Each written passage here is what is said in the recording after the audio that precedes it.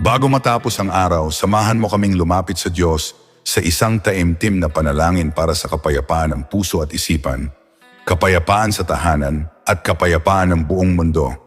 Ipagkatiwala natin sa Kanya ang ating buhay ngayong gabi. Sa mga sandaling ito, ihanda natin ang ating puso at isipan. Ilagak natin sa Diyos ang lahat ng ating alalahanin at pasalamatan natin siya sa buong araw na Kanyang ipinagkaloob. Manalangin tayo. Aming Diyos na makapangyarihan sa lahat, sa tahimik na gabing ito, kami ay lumalapit sa iyo na may kababaang loob at buong pagtitiwala. Maraming salamat sa biyayang ipinagkaloob mo sa buong araw, sa lakas sa buhay at sa pag-iingat. Ngayon, habang kami magpapahinga, iniaalay namin ang aming puso at isipan sa iyo. Naway pagkalooban mo kami ng tunay na kapayapaan na tanging mula lamang sa iyo nagmumula.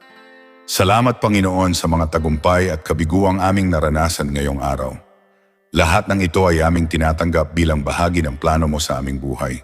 Salamat sa katahimikan ng gabi, sa tahanang nagbibigay ligtas na tulugan, at yung mga mahal namin sa buhay na kasama pa rin namin sa aming paglalakbay. Salamat sa iyong presensya na kailanman ay hindi lumalayo sa amin.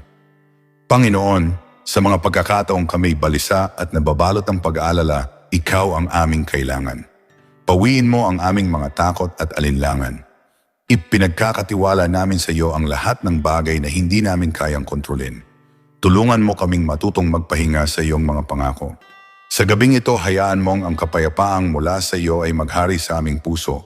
Isang kapayapaang hindi kayang sirain ng anumang problema o kaguluhan.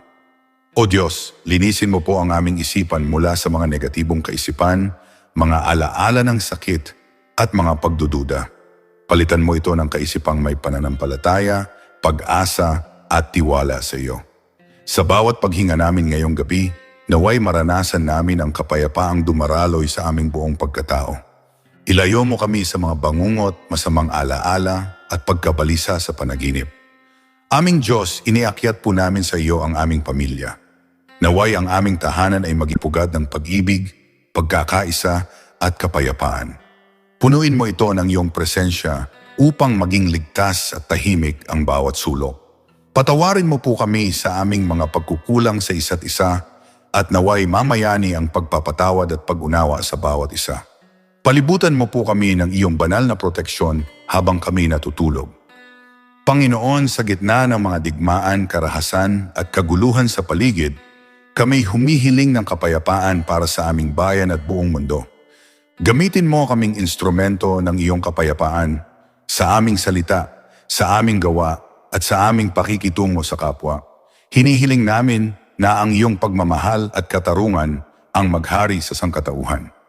O Diyos, isinusuko namin sa iyo ang lahat ng aming daladalang bigat at iniisip. Hindi man namin maunawaan ang lahat ng nangyayari, nagtitiwala kaming hawak mo ang aming kinabukasan.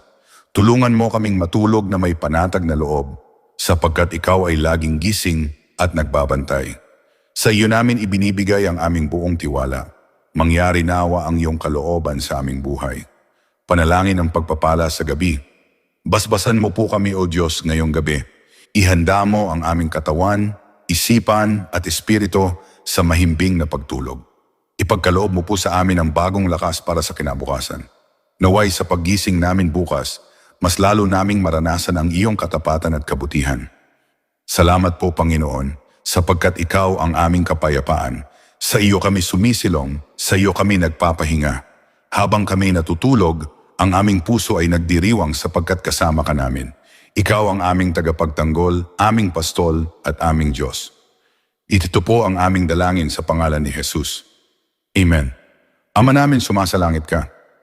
Sambahin ang ngalan mo. Mapasa amin ang kaharian mo. Sundin ang loob mo dito sa lupa para nang sa langit. Bigyan mo kami ng aming kakanin sa araw-araw. At patawarin mo kami sa aming masala para nang pagpapatawad namin sa nagkakasala sa amin. At huwag mo kaming ipahintulot sa tukso.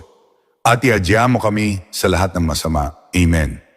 Aba, Ginoong Maria, napupuno ka ng grasya, ang Panginoong Diyos ay sumasa iyo.